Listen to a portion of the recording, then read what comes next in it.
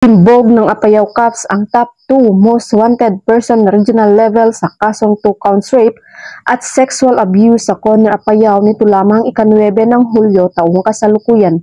Ayon kay Police Colonel Jefferson Picarriaga, Provincial Director ng Apayao Police Provincial Office, matagumpay ang operasyon dahil sa pagtutulungan ng mga operatiba na pinangunahan ng Corner Municipal Police Station katuwang ang Provincial Intelligence and Detective Management Unit, Regional Intelligence Division Cordillera, Provincial Intelligence Unit Apayao at iba pang ahensya ng kapulisan. Timbog ang suspek sa bisa ng warrant of arrest sa kasong sexual abuse under Section 5B of Article 3 ng RA 7610 at sa 2 counts rape sa ilalim ng Article 266A kaugnay sa Article 266B ng Revised Penal Code na inihain sa Regional Trial Court Luna Branch Apayao na walang inirekomendang piyansa.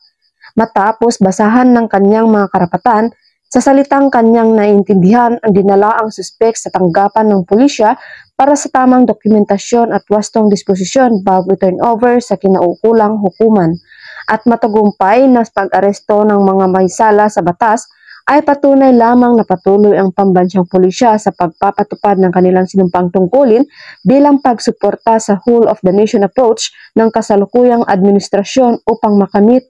at mapanatili ang kapayapaan at kaayusan ng bansa. Dahil sa bagong Pilipinas, ang gusto ng pulis, ligtas ka.